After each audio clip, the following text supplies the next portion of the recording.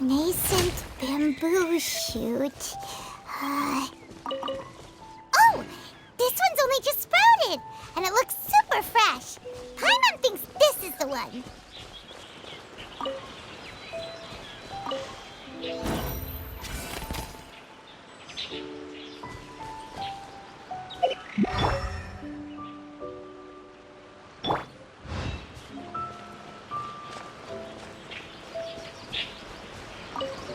These should be enough. Let's head back. Help! Help!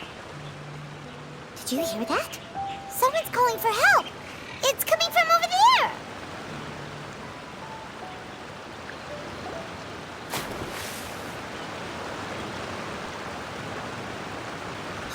Are you okay?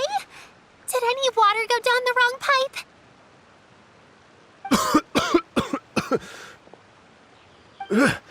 I think I'm okay now. Thank you so much. That was scary. Well, at least you're all right. All thanks to your savior here. Oh, a little girl? Greetings, everyone. My name is Yao Yao. It's a pleasure to make your acquaintance. Whoa, she's so well-mannered. My name's Paimon, and this is the Traveler. I'm Dvorak, a musician from Fontaine. I came through Stone Gate intending to head towards Liyue Harbor, but then I became captivated by the beautiful scenery, and before long, I was completely lost. Just now, I was so mesmerized by the waterfall that I slipped and fell into the water.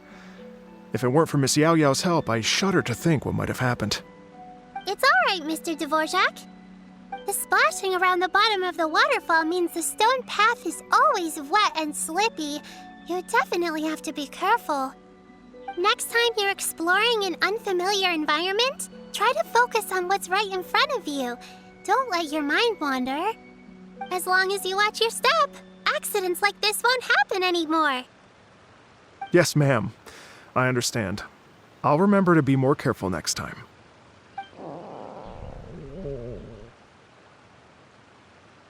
Oh, are you hungry, sir?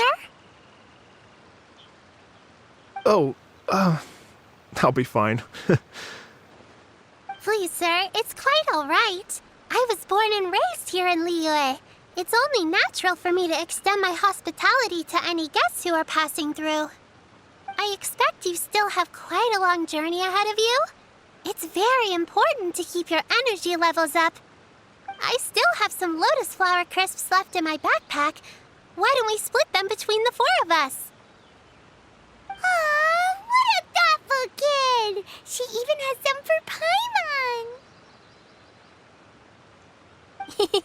You're welcome. Mmm, so tasty. If only there were more. Having a healthy appetite is a good thing. It means Paimon's still growing. If I'd known I was gonna run into you, I would have made a second batch. Hope you're taking notes, Traveler. This is how you treat your Paimon. What do you think, sir? Are Liyue's snacks to your taste? I wonder if they're not sweet enough. No, they're perfect.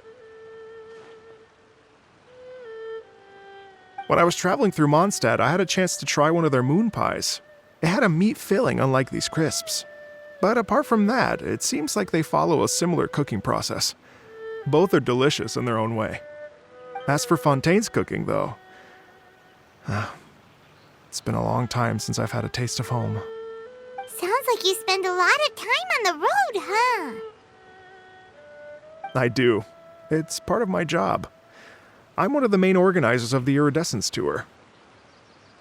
Iridescence Tour? The Iridescence Tour is one of the biggest music festivals in Fontaine. We're looking to expand, though. Our aim is to hold a festival in every nation. At least, all the main organizers share this goal. Unfortunately, it's a long story, so I'll spare you the details. But anyway, so the main reason I'm traveling all around Tavad is to promote our music festivals. But I have some personal reasons, too. Well, what say? Just tell us already. Let me see. Well, to explain it in full, I'd have to start with a story from my ancestors.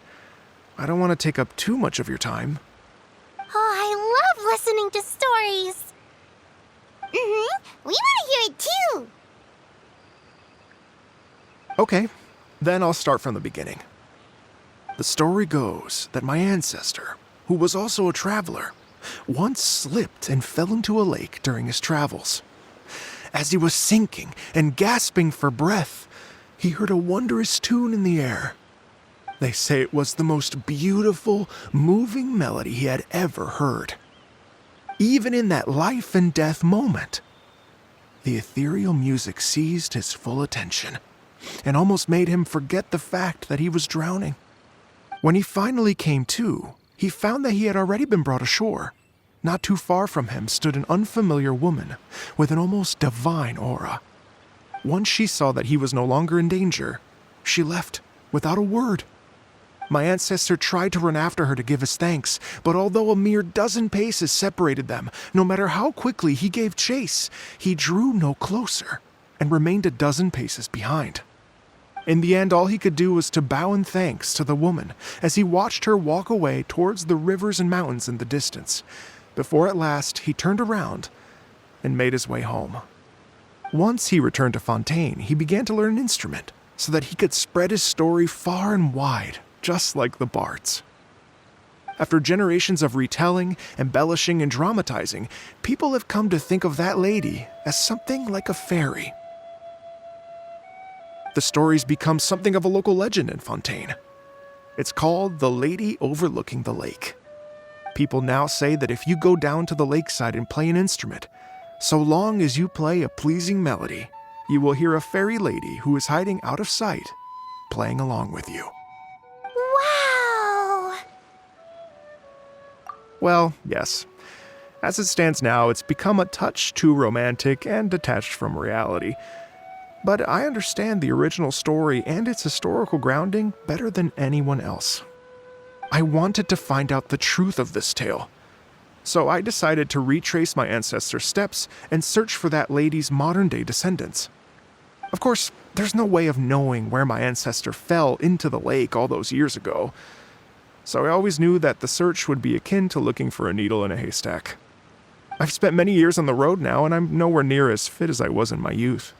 The wish that I've spent half my life chasing after has now become something of an obsession. Well, I haven't lived half of my life yet, but still, I understand how you must feel.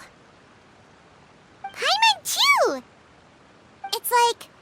imagine if you saved the center of a lotus flower crisp, which is the best part, by the way, because you wanted to eat it another day. But then suddenly, sploosh! It falls into the water, never to be seen again! Paimon would definitely remember that for the rest of her life. There's no need to feel sorry for me. I've made some progress over the years. For example, I've concluded that the story must have taken place in Liyue. Oh, so you finally found a lead? Yes, in fact, that's an intriguing story in and of itself.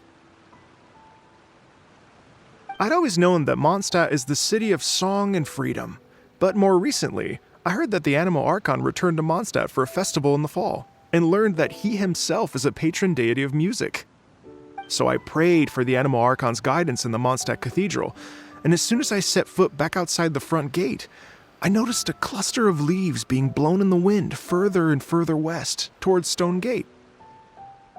A friendly local told me that this meant the wind was guiding me in the direction of Liyue, so I followed their advice and made my way here. Right? You get it. I knew I'd find someone that agrees with me eventually. Are you sure? It sounds a bit too much like one of those fake legends told by those treasure hoarder guys to scam gullible grannies from Jingsa Village.